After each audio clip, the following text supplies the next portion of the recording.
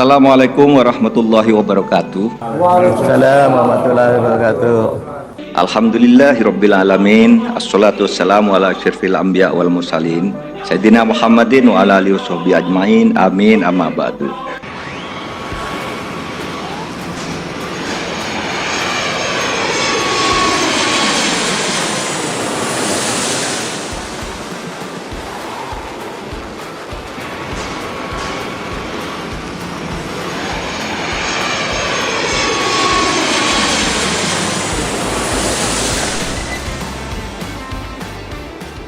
Menurut Pak Duru, memang pendidikan Indonesia kalah dengan luar negeri. Ya kalah lah. Cepat banget dijawabnya. Kalah lah. Nggak kalah. Saya pernah mengeluarkan sebuah statement bahwa pendidikan di Indonesia jelek itu bukan jangan-jangan, itu disengaja jelek. Hah? Disengaja jelek. Kalau misalkan kita mau secara logika paling sederhana gitu ya. Kan Indonesia itu negara yang sistem pendidikannya salah satu yang terburuk di dunia, versi PISA. Singapura itu 10 besar terbaik di dunia. Australia 10 besar terbaik di dunia. New Zealand terbaik di 10 yang kelilingin kita kelilingin kita. Malaysia itu salah satu yang terbaik di Asia juga. Kita dikelilingi itu, kalau misalkan kita mesti dibanding lihat ke sana sedikit doang, sebenarnya kita bisa memperbaiki. Tapi kan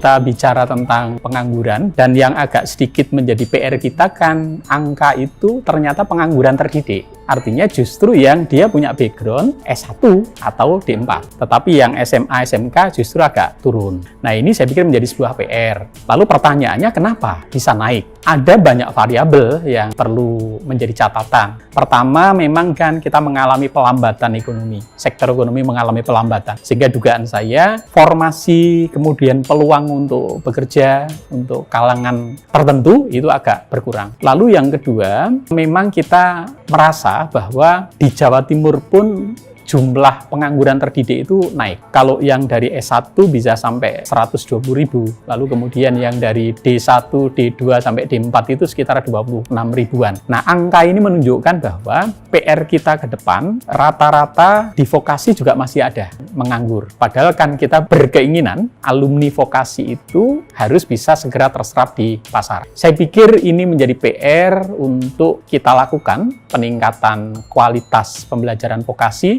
dengan melalui berbagai cara. Baik itu dengan cara mendorong anak-anak kita magang di perusahaan, atau mendorong para praktisi, kemudian perusahaan masuk di kampus dalam berbagai kegiatan. Mulai dari penyusunan kurikulum, proses pembelajaran bersama, praktik magang, sertifikasi kompetensi dosen, dan sebagainya. Saya yakin kalau itu dilakukan, maka tenaga terdidik vokasi itu jauh lebih siap untuk bekerja. Sehingga tatkala dia nanti lulus, keterserapannya menjadi naik karena kualitasnya lebih bagus, lalu perusahaan jauh lebih senang menerima karena dia diuntungkan kalau alumni vokasi itu kualifikasinya sudah sesuai dengan kebutuhan mereka. Ya, harus. Karena dalam banyak riset ditemukan beberapa daerah yang memiliki lembaga vokasi, baik SMA maupun politeknik lebih banyak, mereka ternyata tingkat penganggurannya lebih rendah. Lalu pergerakan ekonominya lebih bagus. Nah, ini menunjukkan bahwa vokasi bisa berkontribusi untuk menggerakkan sektor ekonomi. Dan otomatis vokasi menjadi bagian penting untuk mengatasi problem pengangguran terdidik saat ini. Betul. Karena ini kan tidak bisa hanya sekedar ada problem, banyak nganggur, lalu kemudian begitu saja langsung ditingkatkan kualitasnya tanpa melibatkan industri. Karena perguruan tinggi kan bukan entitas tersendiri. Perguruan tinggi ini kan memenuhi beberapa tenaga yang dibutuhkan kualifikasinya oleh Eduka. Otomatis tidak mungkin perguruan tinggi tanpa melibatkan Eduka. Sehingga ketika proses di perkuliahan betul-betul sudah mempertimbangkan kebutuhan dunia industri. Kata kuncinya adalah lulusan vokasi adalah lulusan yang diharapkan punya kualifikasi dan kompetensi sesuai dengan kebutuhan yang ada di dunia pekerjaan, atau dia mampu menciptakan peluang usaha baru, membuat usaha baru yang nanti justru akan menyerap tenaga kerja.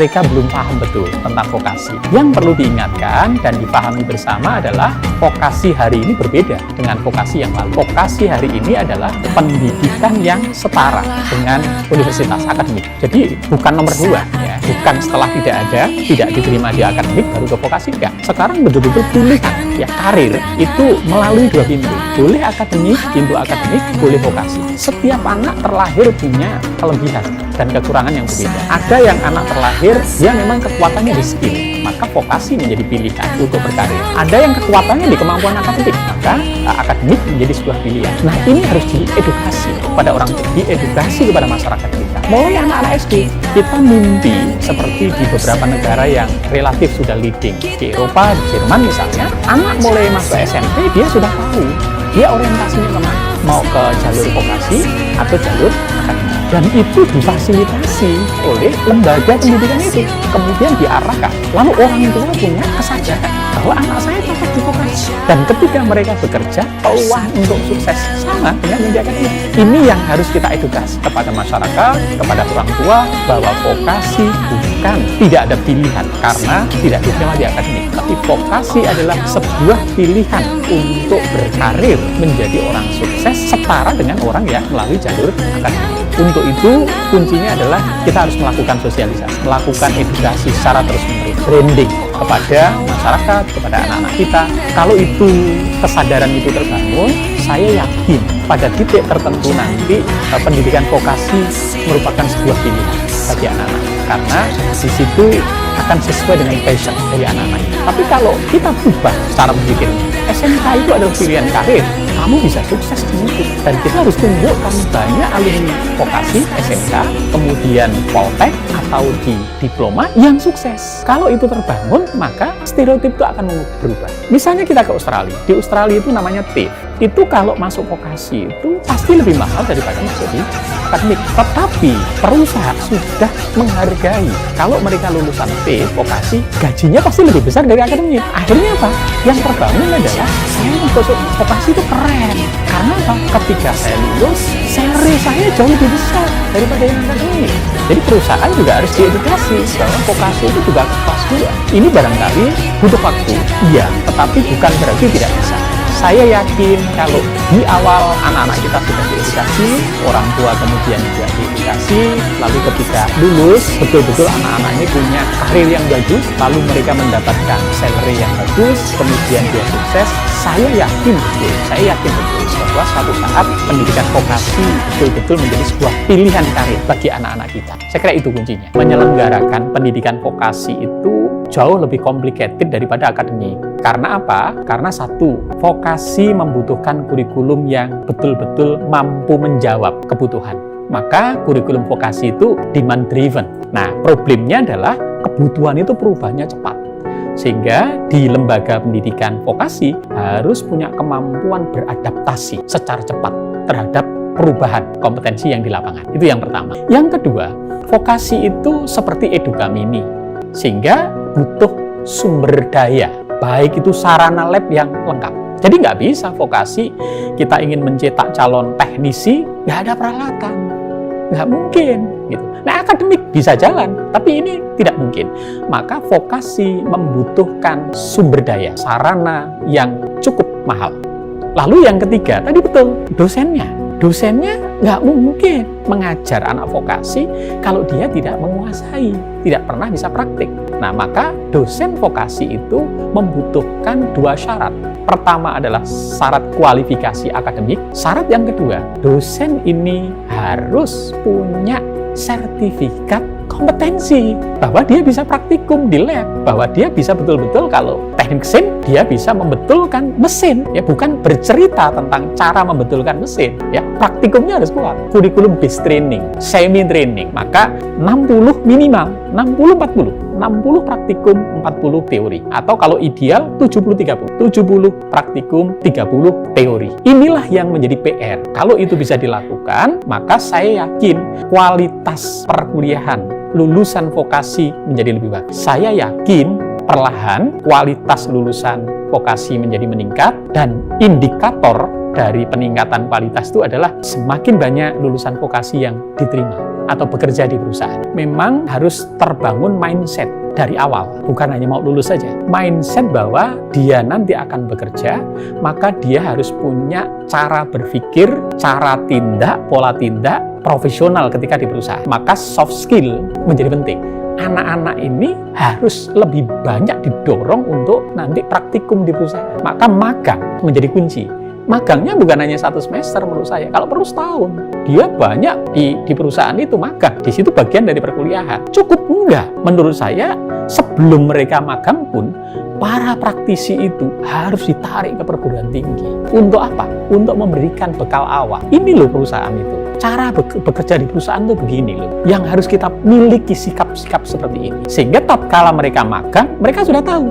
Oh iya, perusahaan begini. Lalu ketika 6 bulan atau 1 tahun dia magang tadi, dia akan terlatih kemampuan soft skill-nya, lalu hard skill-nya, baru ketika dia lulus, maka betul-betul relatif jauh lebih siap dibanding kalau sama sekali dia belum punya gambaran dari perusahaan itu. Jadi saya pikir ini satu kebijakan yang perlu kita sambut baik, karena spiritnya kebijakan ini adalah melakukan atau mengawinkan antara perguruan tinggi vokasi dengan eduka melalui 8+1 itu. Pelibatannya itu mulai dari hulu sampai hilir, artinya mulai proses memasaknya, rekrutmennya itu sampai ketika dia lulus. Sehingga di awal yang harus dilibatkan apa? Harus dilakukan restrukturisasi kurikulum. Kurikulumnya harus diubah dulu. Resepnya diubah dulu. Jangan-jangan resepnya itu nggak sesuai dengan kebutuhan. Gitu. Untuk tahu resep yang sesuai dengan kebutuhan, maka eduka praktisi harus kita undang. Untuk apa? Kalau saya punya kurikulum seperti ini, sudah sesuai belum? Mana yang kurang? Oh, kurang ini sudah nggak butuh. Di lapangan yang dibutuhkan ini. Lalu kemudian kalau kurikulumnya sudah disiapkan, lalu baru proses pembelajarannya, perkuliahannya harus melatih menumbuhkan soft skill. Melalui apa? Project based learning. Jadi by project. Sistemnya kuliahnya itu project yang itulah nanti akan dialami ketika dia berusaha. Cukup enggak? Kemudian ketika project based, agar lebih kolaboratif, praktisi diundang menjadi dosen tamu. Lalu kemudian dosen yang ada di perguruan tinggi vokasi didorong ke eduka. Untuk apa? Magang, pelatihan di sana, ya, training. Lalu kemudian dia punya sertifikasi kompetensi. Setelah itu ada joint research yang berbasis lab. Jadi nggak bisa risetnya, nggak riset terapan, harus riset terapan. Dasarnya apa? Apa yang ada di perusahaan? Yang dibutuhkan apa problemnya? Itulah yang diangkat menjadi topik-topik riset, kemudian dari riset itu akan dihasilkan produk-produk ya yang dibutuhkan. Setelah itu nanti mahasiswa magang, didorong ke sana. Kemudian yang ke-8 juga akan ada yang namanya bagaimana mahasiswa ini punya sertifikasi kompetensi. Sehingga tatkala dia lulus, dia nanti punya ijazah, tapi sekaligus dia harus punya sertifikasi kompetensi ya, bahwa dia certified. Itu 8 komponen yang harus dilibatkan. +1, apa +1-nya? Kalau semua proses 8 tadi dilakukan, harapannya kualitas lulusannya meningkat. Kemudian kualitas kompetensi lulusannya sesuai dengan kebutuhan eduka. Sehingga eduka mau merekrut. Pendidikan dan pelatihan itu menyatu satu sistem. Kalau ada kompetensi yang tidak lagi disiapkan oleh dunia industri untuk diberi pemagangan, tetapi masih dibutuhkan, masuk BLK. Jadi ini sudah menjadi satu, tetapi jangan lupa di Jerman ada yang namanya BIBB. Komite Nasional yang sangat powerful, dan dia membuat policy dan lain-lain, mengevaluasi pelaksana, yaitu di sana Kadin, IHK, harus melaksanakan itu. Jadi tidak ada improvisasi. Dia harus ada kompetensi yang paling minimal dipunyai oleh si calon sistemnya pekerja jelas begitu ya, dan itu yang belum dibangun di Indonesia. Nah ini ekosistem ini yang kita bersama harus bangun ya. Baik. Semoga Allah senantiasa menuntun kita di jalan yang diridhoinya. Amin, amin, amin ya rabbal alamin. Ya rabbal alamin. Aku qouli hadza, astaghfirullah li wa lakum. Wassalamualaikum warahmatullahi wabarakatuh. Terima kasih.